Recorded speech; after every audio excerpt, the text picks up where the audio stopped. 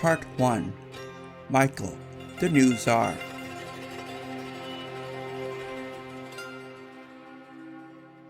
In 1547, Anastasia Romanova married Tsar Ivan IV.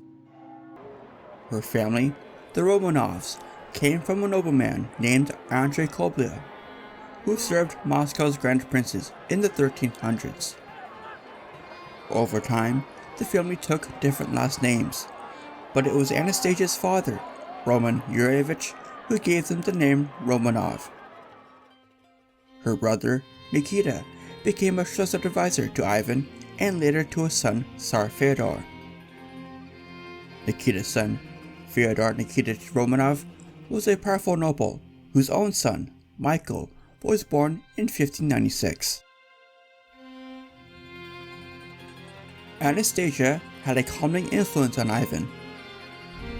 During their marriage, he made judicial and military reforms and conquered the Khanate of Kazan in 1552, opening the way for Russia's eastward expansion into Siberia. When Anastasia died in 1560, Ivan became violent and paranoid. He created the Oprichnina, a brutal secret police force that killed thousands and burned cities. In his fury, he even killed his own son.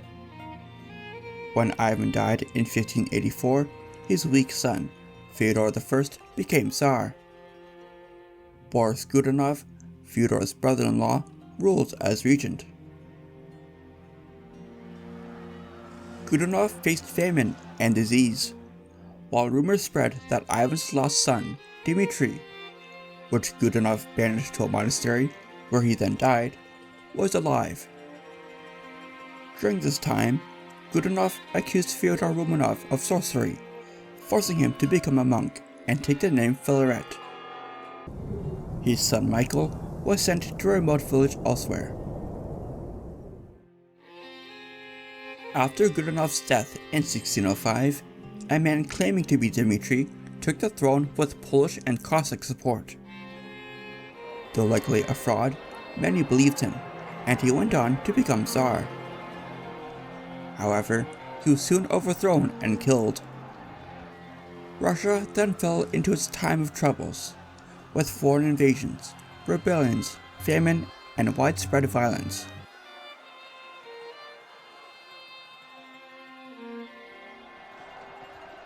By 1612, a Russian army, led by Prince Dmitry Pokarsky and merchant Kuzma Minin, drove out the Polish forces occupying Moscow.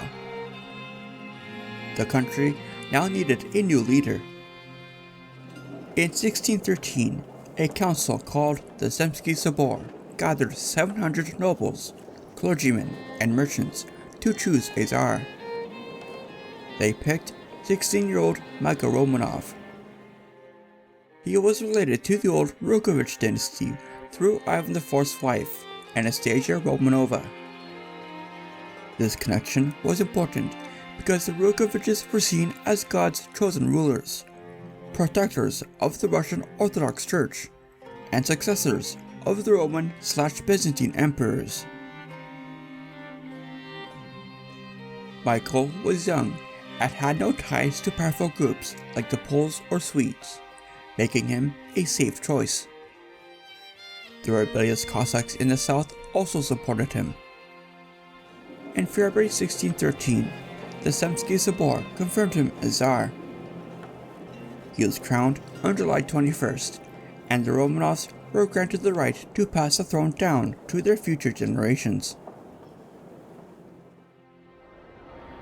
Since Michael lacked experience, he ruled with the help of the boyars, a powerful and influential class of nobles in Russia, and the Zemsky Sobor, which convened constantly under Michael. Michael's main goal was to defeat Russia's enemies and restore order. To start, his forces crushed the Cossack rebel Ivan Tsarutsky in 1614. They executed Tsarutsky, as well as the young son of the first false Dmitry, and the boy's mother in Astrakhan.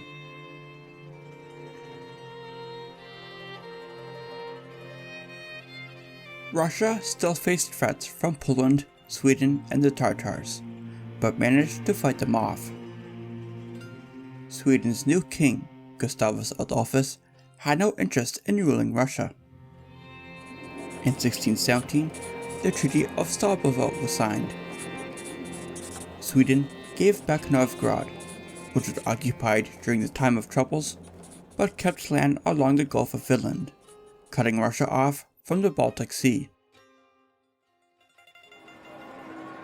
The Polish-Lithuanian Commonwealth remained Russia's biggest problem.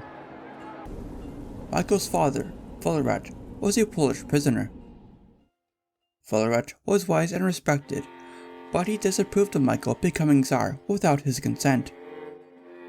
The Poles wanted to destroy Michael, and they refused to release his father. In 1617, Poland attacked again. Their prince, Vladislav, who had claimed Russia's throne, led the charge. By 1618, his army reached Moscow's gates. However, cold weather, hunger, and desertion weakened the Polish forces as they began to dig in for a siege. Michael called on the Zemski Sobor to rally the nation, and the people stood strong. In 1618, Russia signed the Truce of Deudino with Poland. Russia was forced to give up Smolensk, a heavily fortified city on the border. In exchange, Filaret was freed and returned home. Michael successfully kept the country united and his throne intact, a major success during such a chaotic time.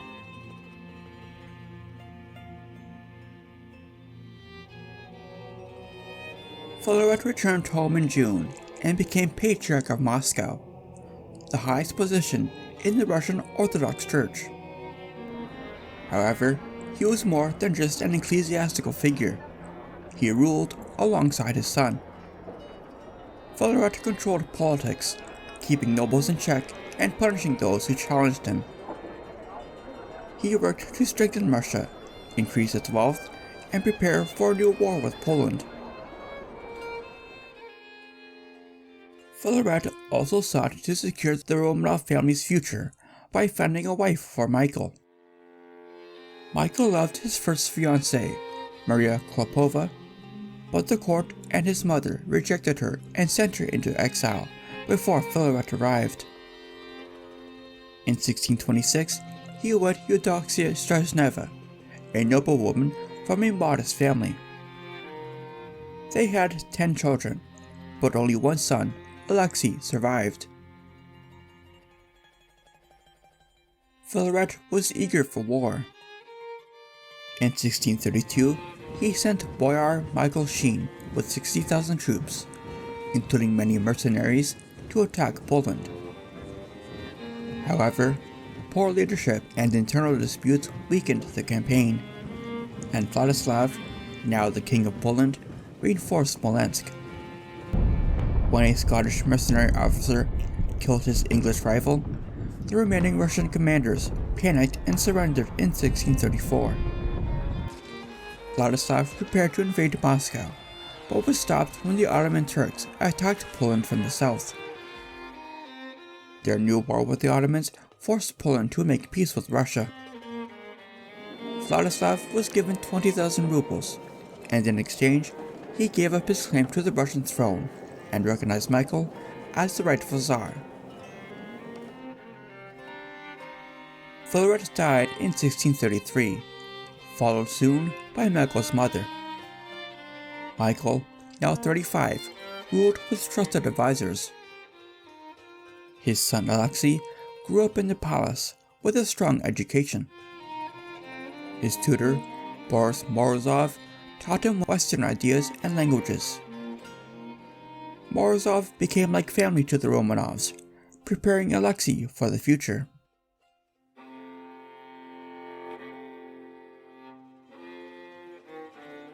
Michael was also interested in Western ideas.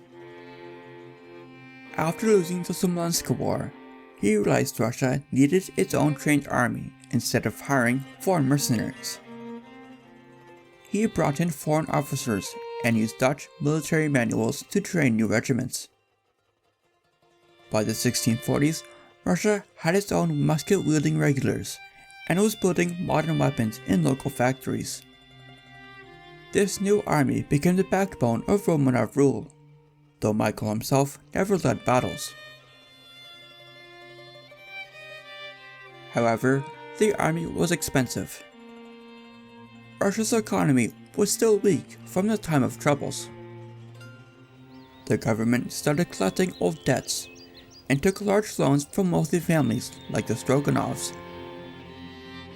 They also introduced extreme taxes, such as the fifth money tax, which took a fifth of a person's yearly income. Later, the 10th money tax was used. Despite these efforts, Russia's financial struggles continued well beyond Michael's reign. Though he now had a strong army, another war with a major power could worsen Russia's economic situation. In 1637, a group of Don Cossacks captured the Turkish fortress of Azov. When the Turks failed to retake it after an epic siege, the Cossacks offered Azov to Michael. Though it would give Russia a warm water port on the Black Sea, keeping it meant war with the Ottoman Empire. In 1642, a Semsky Sabor debated the issue.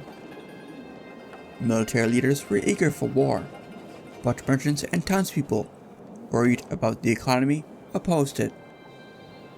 Michael sided with them, rejecting Azov. By the time of the Azov crisis, Michael was nearly 50 years old and in poor health. He suffered from scurvy, swelling, and depression. His doctors, in their limited medical knowledge, prescribed him treatments that only made things worse. On July 12, 1645, he collapsed in church, groaning that his insides are being torn apart. On his deathbed, he blessed Alexei, entrusting him to Morozov. In the early morning of the 13th, Michael died, aged 49.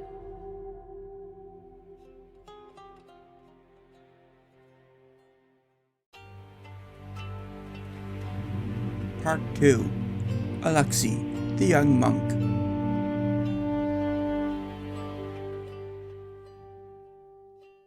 On September 28th, Alexei was crowned in the Dormition Cathedral. He was tall, strong, and had a red beard, the spitting image of a formidable ruler. Though he loved hunting and falconry, he was more than a sportsman. He sketched, wrote poems, and came up with ideas to improve Russia.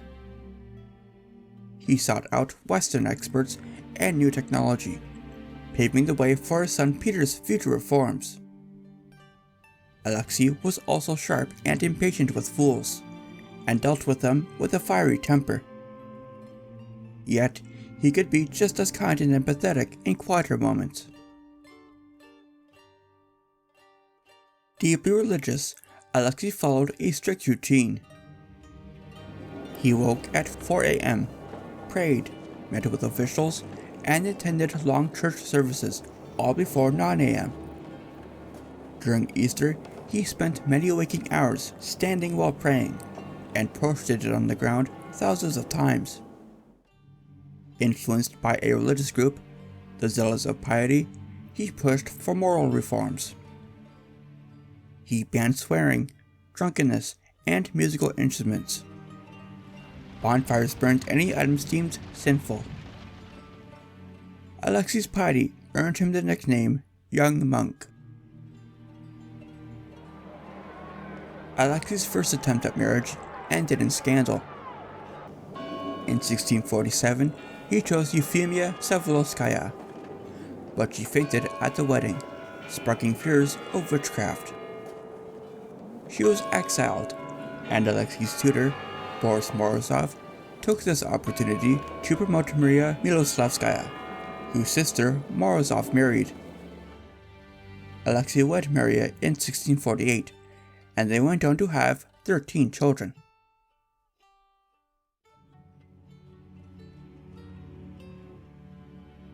Morozov, now the Tsar's brother-in-law, became the most powerful man in Russia. To fill the country's treasury, he raised taxes on salt 4 times and allowed the sale of tobacco, which the church did not like. People in Moscow grew angry, while Morozov got richer. He became Russia's second richest man, the strongest boyar in the country, and the most hated person in Moscow. In June 1648, Moscow erupted in revolt. When Alexei returned from a pilgrimage, he was surrounded by a furious crowd demanding the head of Morozov. Alexei promised investigations, but his guards soon scattered the mob by force.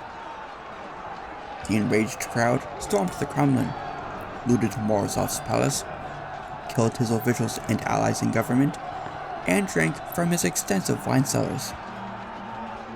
To calm the chaos, Alexei exiled Morozov to a monastery in the Arctic. In the place of Morozov, Alexei promoted his corrupt father-in-law, Ilya Miloslavsky, to power, though they often argued. To restore order, Alexei convened a Zemsky Sobor. They created a new legal code, the Sobornya Ulozheny, or Council Code. This legal code favored the nobles, giving them full control over the peasantry, which made up over 90% of Russia's population. The peasants were now officially bound to the land as serfs. The code also allowed brutal punishments for sentences, such as flogging, burning, and burying people alive. It had been this way since the time of Ivan IV, but the Sobornya Ulozheny only reinforced and legitimized serfdom in Russia. The young Tsar had already become a firm and feared ruler, strengthening the Romanov dynasty's future.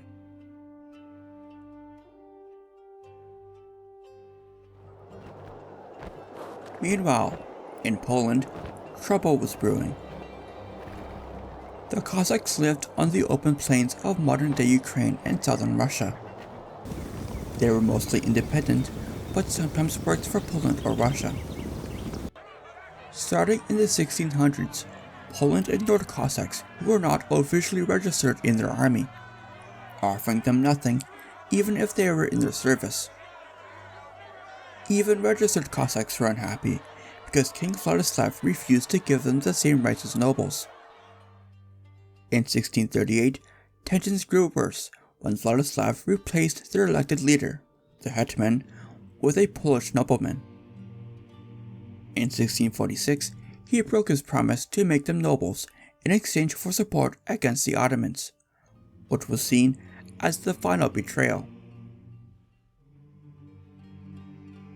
In 1648, Bogdan Khmelnytsky, a Cossack landowner, clashed with a Polish noble over land. When he got no justice, he convinced his fellow Cossacks to rebel. They defeated Polish forces and gained followers. As they advanced west, Ruthenian peasants joined them, attacking Polish estates and Catholic churches. The Jewish community suffered greatly as well, with tens of thousands massacred and many more displaced. After Khmelnytsky lost the Battle of Berestechko in 1651, he turned to Tsar Alexei for protection. In 1654, they signed the Treaty of Pereyaslav. Russia quickly captured Smolensk and took control of left bank Ukraine. This drew Sweden into the conflict, looking to salvage the rest. This conflict, called the Deluge, was the beginning of the end for Poland-Lithuania.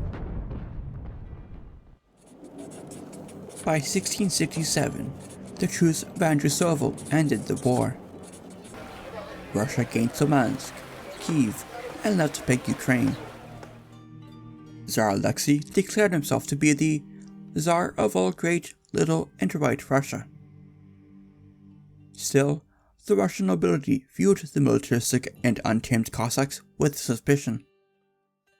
Over time, Russia weakened the Cossacks' power, gradually absorbing Ukraine into the Russian Empire.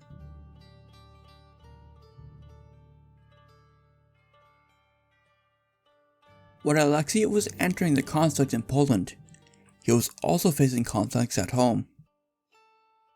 After Patriarch Rostov died in 1652, Alexei made the Metropolitan of Novgorod, Nikon, the new patriarch.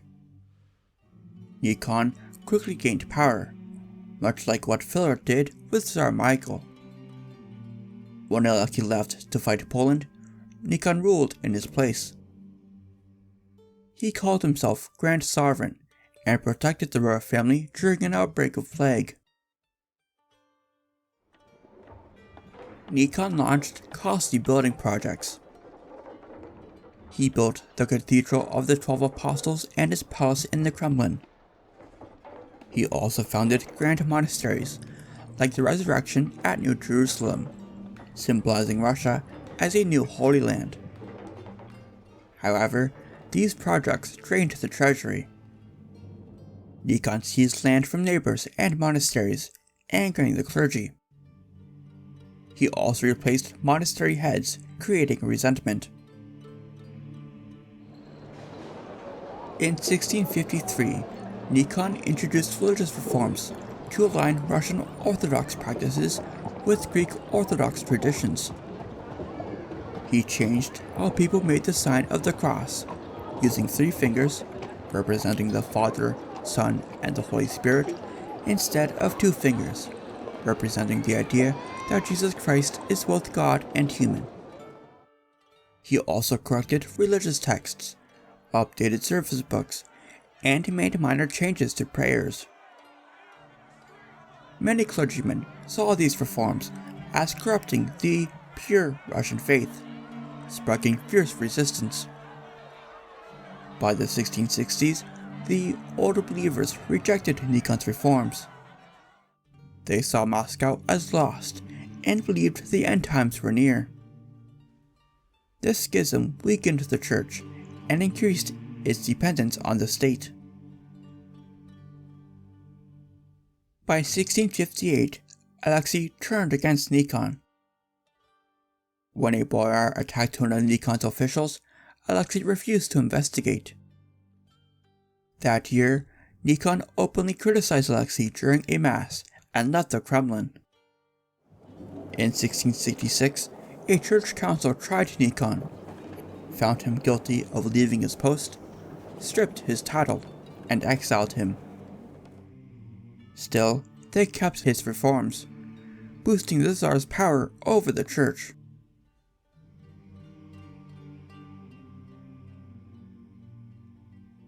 Alexei still faced many troubles beyond Poland and Nikon.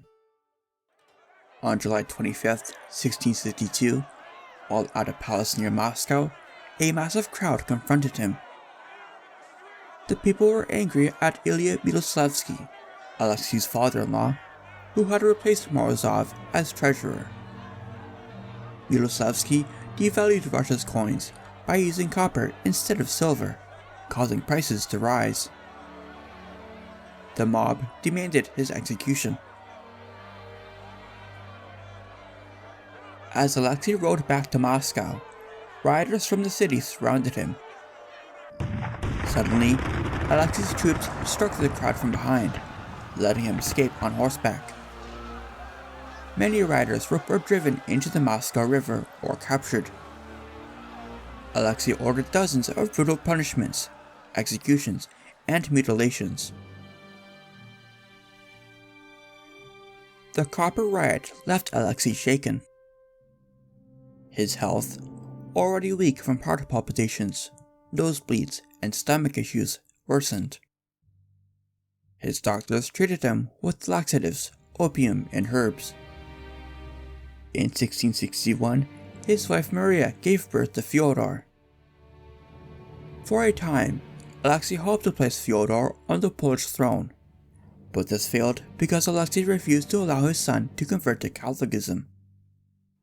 Instead, in 1674, John Sobieski III became King of Poland, ending Alexei's ambitions for the region. When Maria died in 1669 giving birth, Alexei remarried to Natalia Naryshkina. In 1672, she gave birth to Peter. Meanwhile, Cossack leader Stenka Razin led a brutal rebellion, seizing parts of southern Russia. His forces slaughtered many in Astrakhan before he was captured and executed in 1671. In 1676, Alexei fell seriously ill. His body swelled from kidney and heart failure. On his deathbed, he passed his scepter to his sickly son Fyodor. Alexei died on January 29, 1676, at age 47. His death triggered a power struggle between the Miloslavsky and Naryshkin families over the new Tsar.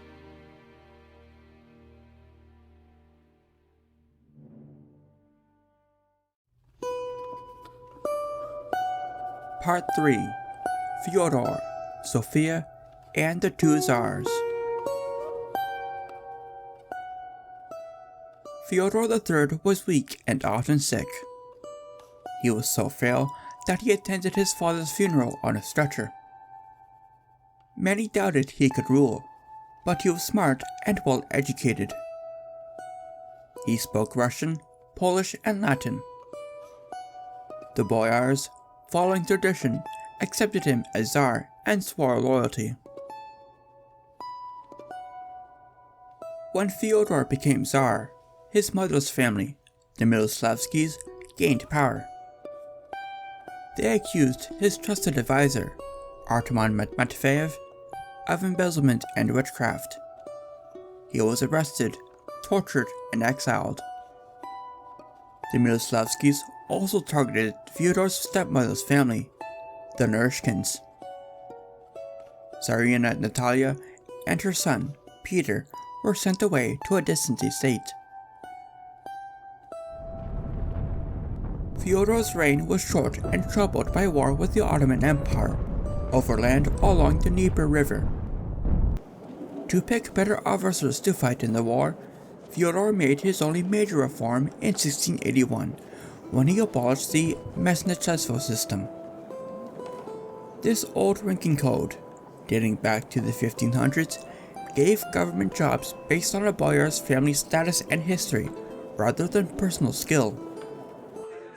It caused disputes over promotions and blocked talented people from getting the best jobs. Fyodor called it hateful and had the records burned.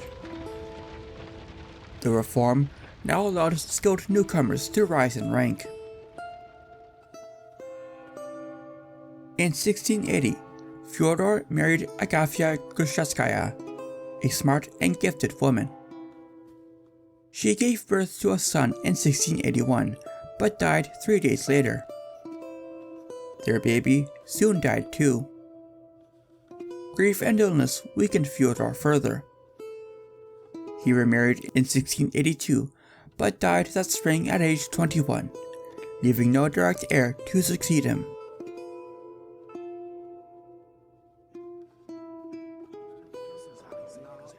While Fyodor lay dying, a group of Streltsy, an elite regiment and social class of musketeers, complained that their wages were being stolen. When the musketeer office punished them instead of helping, they started to fight back. The next day, the boyars met to pick a new Tsar. The options were 15-year-old Ivan, who was physically and mentally disabled, or 10-year-old Peter, who was strong and healthy. They chose Peter, and his mother's family, the Naryshkins, gained power. But Fyodor's sister, Sofia, protested.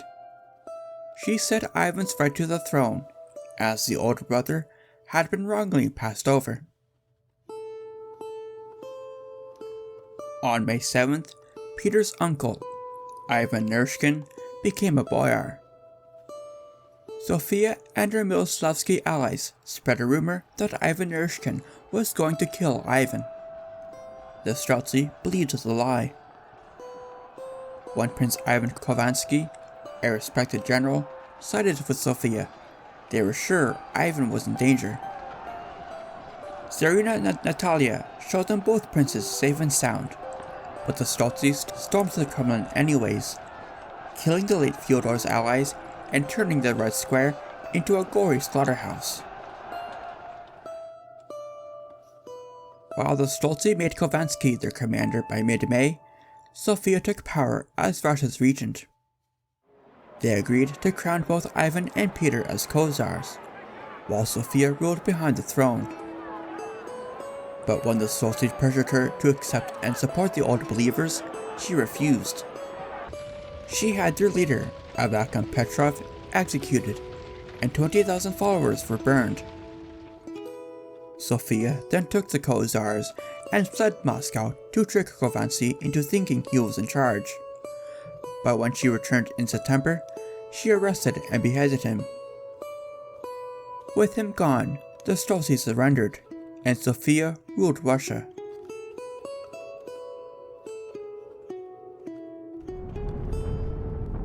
In 1683, the Ottoman Empire attacked Vienna, hoping to conquer Austria. Polish King John Sobieski led his army and saved the city in September. Seeing an opportunity, Sophia joined Poland and his allies, the Holy League, against the Ottomans. In return, Russia would get parts of Ukraine. She sent her lover, Vasily Golitsyn, to fight the Crimean Tatars, allies of the Ottomans. Golitsyn worked with Patrick Gordon, a skilled Scottish mercenary, and aimed to capture Crimea. In April 1684, Sophia officially signed the alliance with Poland, and the treaty was read to Ivan and Peter. Peter was unusual. In adulthood, he grew to a towering 6'8", suffered from twitching and seizures, and disliked formal schooling. Instead, he learned carpentry and artillery. He formed a toy army of 300 boys and servants to satisfy his growing talent for war. Among them was Alexander Menshikov, a tough and hardy stable boy who became his closest friend. In 1688, Peter fell in love with ships after Dutch merchants taught him navigation. Before long, Peter was building a small navy. He also spent time in Moscow's German quarter, where he met Western experts who taught him modern military tactics. Meanwhile, Sophia's power was eroding. Golitsyn's 2 military campaigns failed. Tens of thousands of soldiers died from disease and hunger. In desperation, Sophia accused Peter of plotting against her and tried to seize power. Peter escaped to the Trinity Monastery, where he gathered loyal troops. As support grew for him, Sophia was ousted and imprisoned, while Golitsyn was exiled to the Arctic. By 1690, Peter had a son.